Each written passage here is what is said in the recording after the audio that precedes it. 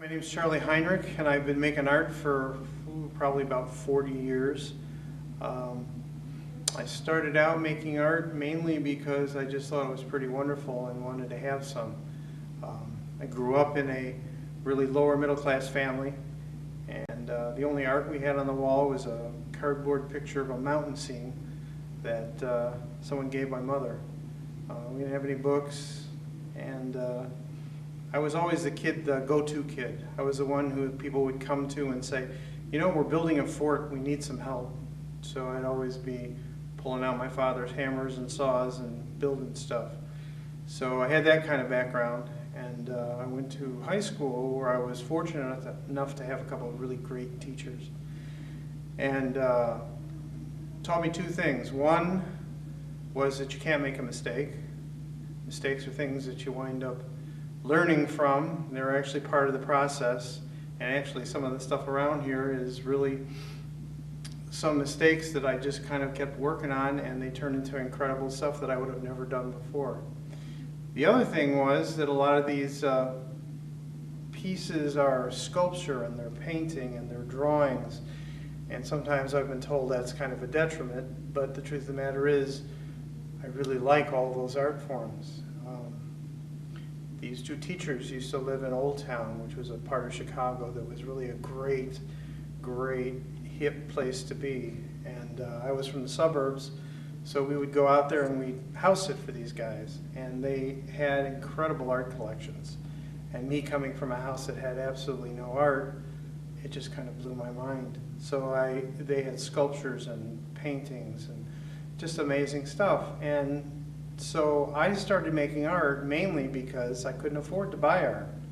I started making all the things that were in my head that I really would like to have around me. And that's how a lot of these pieces have developed. There's probably a 40-year span. I don't have all the really early pieces. I had a studio in Chicago that burnt to the ground, that I lost everything that I had. And there was a couple of years worth of work in there and a lot of the old documentation. But some of these pieces have survived over all the years. This is really kind of an early piece. This is 1989, I believe. It's called She's Monogamous for Short Periods of Time, or Spots on the Rug. And I have a lot of interaction that happens with some of the pieces. So she vacuums and the dog wags his tail. Now, I really am kind of an eavesdropper. I like listening to people and pick up on pieces of conversation, and language has always been really important to me. So I really like the fact that I can take words and incorporate them into the pieces. So this one's called She's Monogamous for Short Periods of Time, and that came from me standing on an escalator behind two women, and the one woman says to her friend, you know, Elizabeth is really, you know, she's okay. She's monogamous for short periods of time. And I thought, my God, I couldn't come up with anything that good. That was awesome. So that became a title to the piece. And a lot of the pieces wind up having titles based on that. Things that I've overheard.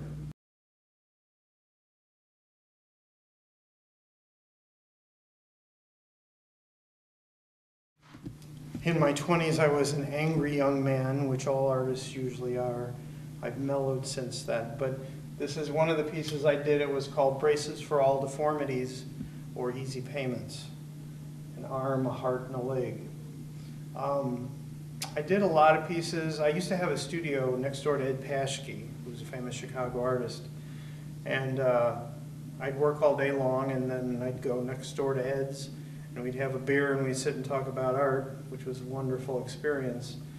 And he kind of tempered my angry young man thing, saying, you know, you gotta look at the relationships between people and things and not be quite so hard on everybody. So I did. So I started working on some other pieces. But before we get to that, this piece is called Go Have an Accident, or Was It a Misunderstanding? Still from that same period. And what happens is this guy is up here like this,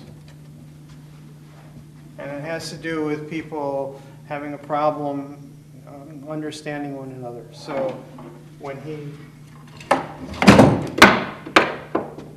hits the other person by accident, all of a sudden something tragic happens. So that's about, you have to be careful and accountable for what you say. So I always like the psychological aspect along with the language. It's always been kind of an interest for me.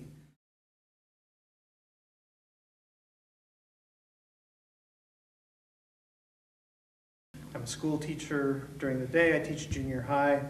I love the kids. I'm always trying to find new cool things to do with them.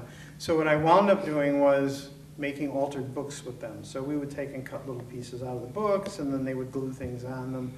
And while I was preparing a bunch of books for the kids, I was cutting them out, and I had all the pieces laying on the floor. And I looked down at the floor, and there was a face staring up at me. And I thought, oh, this is really a good idea. And it came out of the universe, because I would have never thought of doing that. So what I wound up doing was taking that idea, and then I just kept working with it.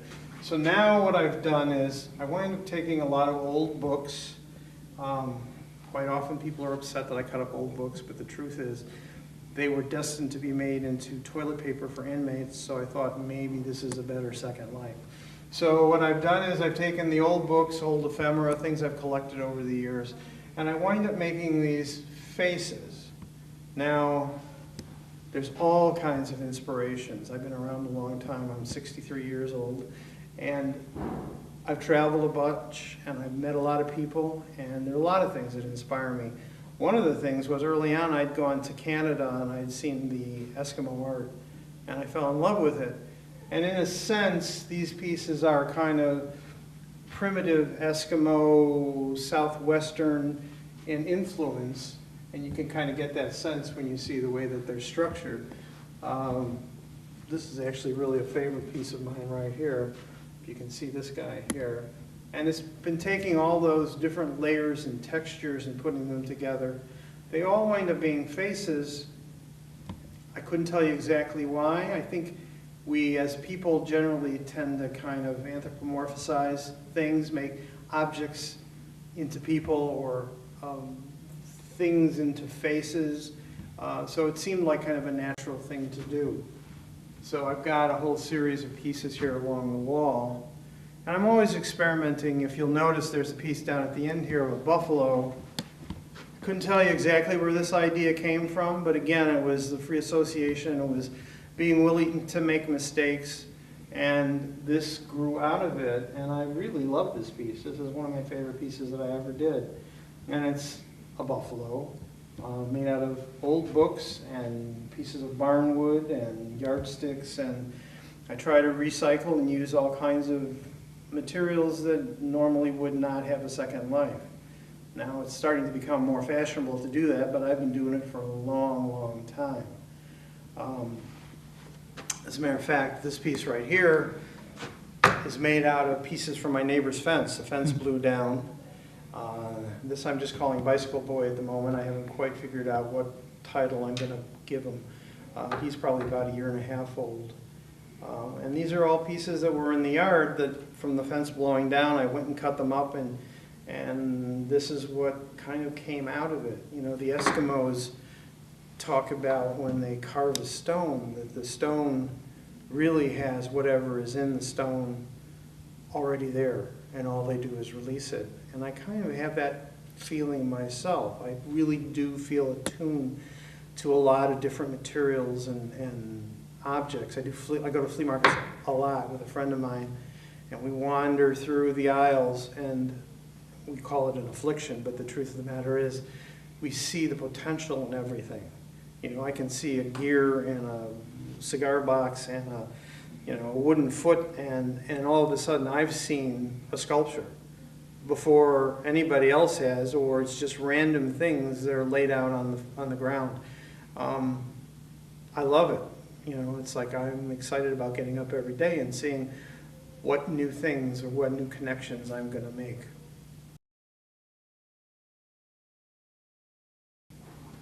I'm a member of the Naperville Art League, and I do things for the shows there occasionally.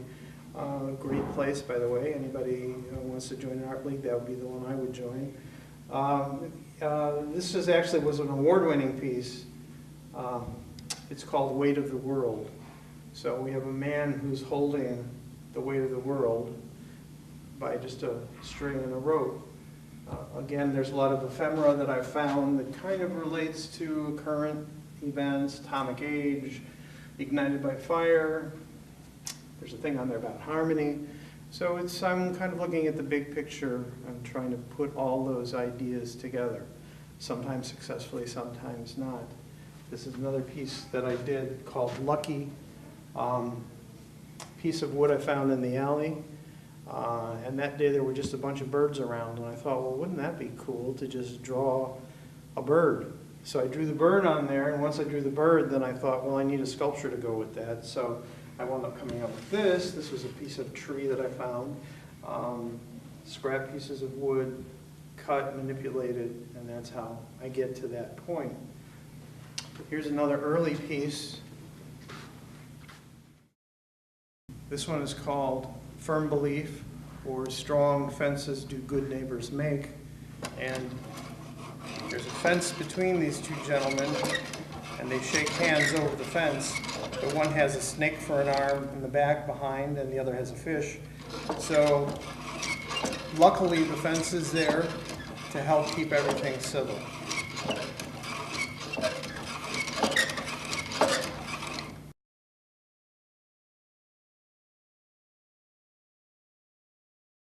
A lot of times when I'm making artwork, I'll have a dream.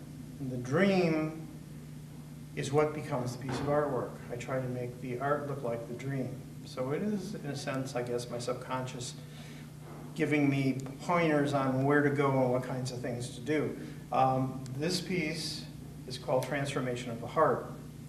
Now, a year ago, I had this dream, and this piece, pretty close to the way it is, showed up in my dream. And it was a bunch of hearts that had gone through changes. There's a devil up there, there's an angel, there's someone with a heart that's missing. The ironic thing about this piece is that I wound up having a heart attack 2 months after I made the piece. Now this has totally freaked out my cardiologist, and me as well, because I felt perfectly fine, didn't think there was a problem. But it kind of speaks to that idea of thinking about your heart and thinking about your intuition and how that will actually speak to you. So this piece wound up being a piece I did before I had a heart attack, and it was a precursor of what could have or did happen to me. So, you know, the art is really deeply embedded in who I am. You know, it's what I eat, dream, sleep, and that's okay. That's kind of, I've made peace with that over the years. It's a hard, being an artist is not necessarily so easy to do because, you know, I mean, there's plenty of stuff, you can see there's plenty of stuff in this show, this particular show. Sometimes it sells, sometimes it doesn't sell, and a long time ago I realized that selling wasn't the idea, making the art was the important part. So I just keep plugging along, and I'm amusing myself. I'm having a great time. I enjoy life. And these, you know, while there may be some dark aspects to some of the pieces that are in here, quite honestly, there's a lot of humor in here too. And if you're open to that, you'll probably find that. This is a piece that's about a year old called Magic Fingers Motel. It's an old guitar. Again, I found it. It said to me that it should be a birdhouse. So I wound up doing this bird motel thing, and I kind of enjoyed it.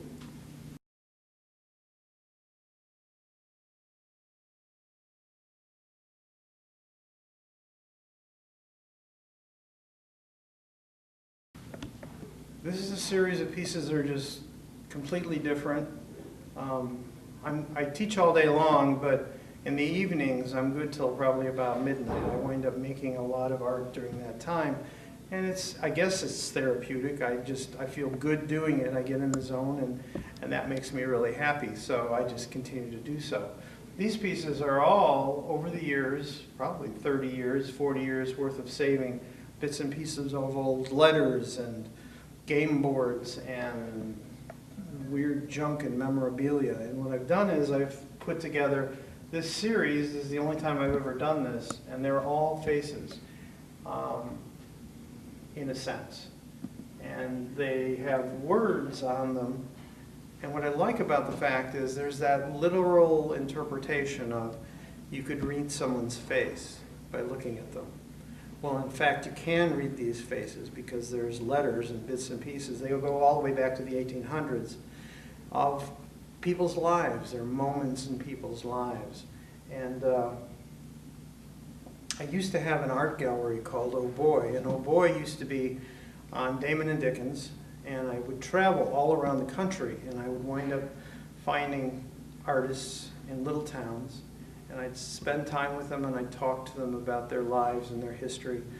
And it was probably the best job I ever had. People were, there still is an America out there where people have a heart, and everybody's got a story that they want to tell you if you take the time to listen to it. So a lot of what has influenced me, aside from other artists, are just people that I've met along the way. Those conversations are great. I used to pull up, being an artist, I'd always have some of my art in a car, and I would go into places not unlike American Pickers, where I would go, and VFW halls, beauty parlors were awesome, little grocery stores. I would go into those kinds of places and say, is there still anybody around that makes things? And there aren't a lot, but there still are people out there that make things, that just make them because their heart tells them they have to make them. And those are the people that I wanted to find. And more often than not, someone would say, you know, go down that dirt road. You see the big red barn, turn left. You turn left, you go down, there's a big fork in the road. You want to take the right side. If you go past a big barking dog, you've gone too far. You got to come back up the road. And I would pull up on these people, and sometimes they were leery, sometimes they were just welcoming, just glad to see somebody come by. And I'd show them my artwork, and I'd say, you know, I hear you make stuff. And there's some amazing afternoons I got to spend with people, sitting on their front porch, you know. Somebody's wife would make us iced tea or lemonade or chicken salad sandwiches, and I'd carve and they would carve, and I learned some great stuff from these people, you know. And quite often folk artists are thought to be just these rubes that are out in the countryside and have no clue as to what the real world is like, and that's just not true. They're not stupid people at all. Their circumstances might be kind of rough, but they really are great people to spend time with. And tremendous generosity of heart and soul, and I would talk with them, get some pieces, we would go back, I'd sell it, send them the money, and they were glad to get it, and it was a great relationship and fun. And it also kind of got me into doing all of this, really, I guess. They're all conversations. They're all me talking to them, maybe them talking to the rest of the world, you know. I'm kind of a way for them to get out. Because a lot of them are just in small communities, and people think they're crazy because they're locked up in their garage or their basement making stuff all day long. But on the other hand, I really found them attractive, really fun, wonderful people.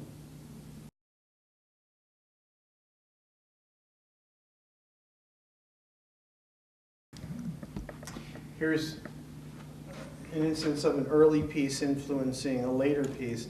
This drawing is called Terrible Cleft and No Oats. I had to do a piece for a music show. So instead of treble cleft and notes, I did terrible cleft and no oats. I love playing with the words.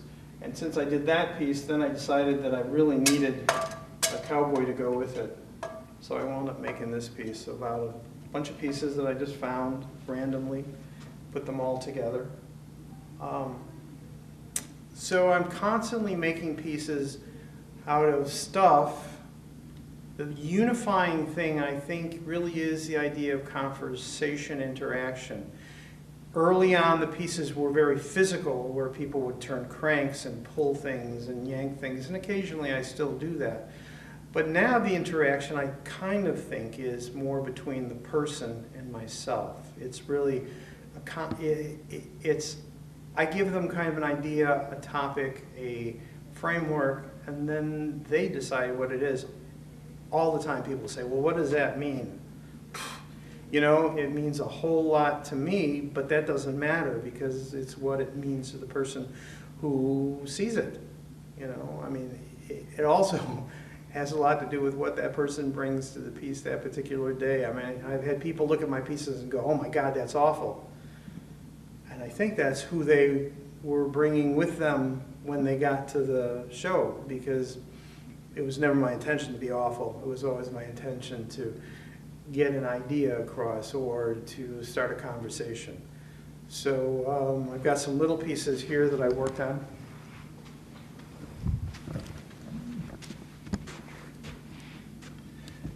This again was kind of a happy accident. Somebody gave me a whole bunch of cigar boxes and said, here, you probably can do something with these. And I thought, okay, maybe I guess I can. Again, in a similar vein, where I wind up really liking a lot of stuff. People might say it's over the top, but it really isn't to me. Visually, I started out as an abstract painter, which is really kind of odd because there are no abstract paintings here in the sense that it's not paint to canvas. But I really like the way space is organized. I really love color. I've spent a little bit of time in Mexico. The Mexican art with the colors are just fabulous. They just, you know, just blow my mind. I really go there and I just get recharged when I'm there. So some of these pieces have, in a sense, the idea of Mexico mask, but not necessarily. There are all kinds of combinations of things. You can't just glance at the piece. You really have to look at the piece. And that's my intent. I want people to be engaged and to look all over the piece and find the strange things and identify what objects are, or maybe not know what the things are. Again, I wound up going with faces because that's something that everybody can seem to relate to.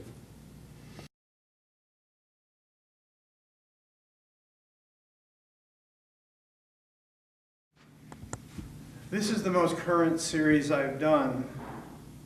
I'm always doing things that amuse me. I stopped a long time ago worrying about who I'm going to make happy and decided that I guess an artist really pretty much has to make it for the artist. You can't necessarily make it for other people. And I'm not about to second guess anybody anymore.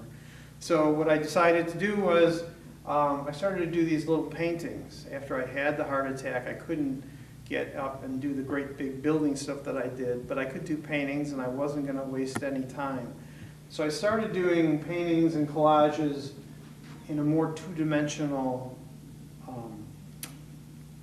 system, as opposed to doing the build-out and the sculpture and the cutting kinds of things.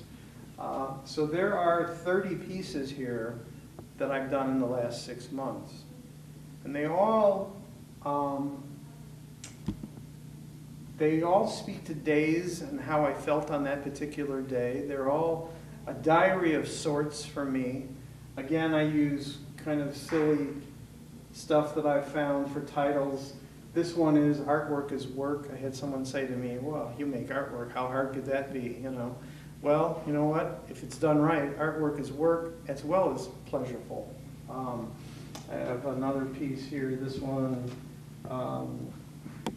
luck is not what it's cracked up to be.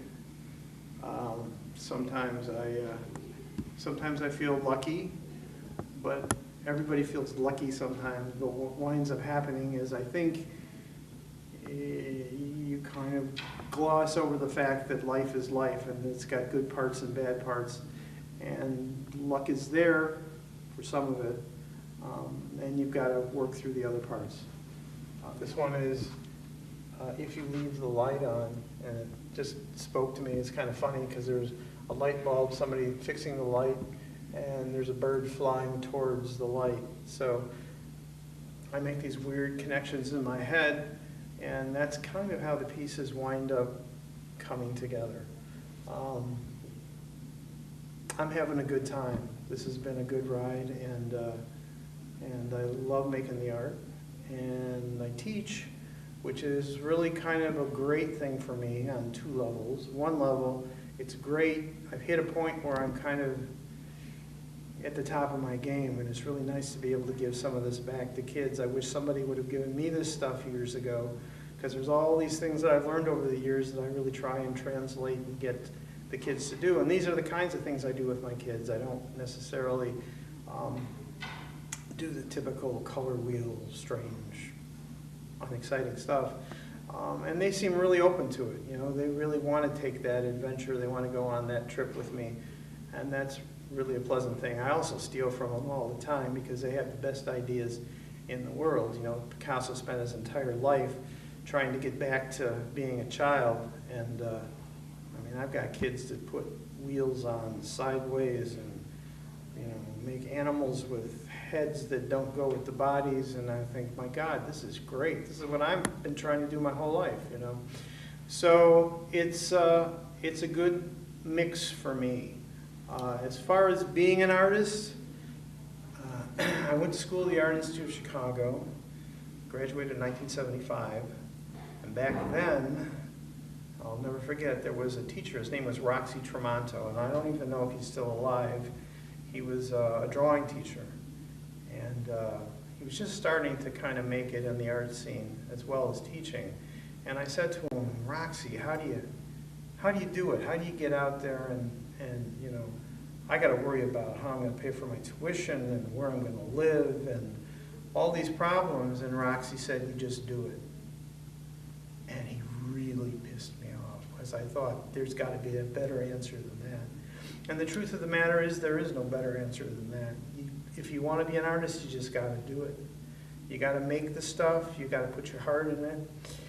Some will sell. That's really not why you're making it. Some won't sell. Sometimes you'll put a smile on people's face, or you'll have a conversation with somebody that you've touched. And those are the kinds of things, those are the reasons why you do it.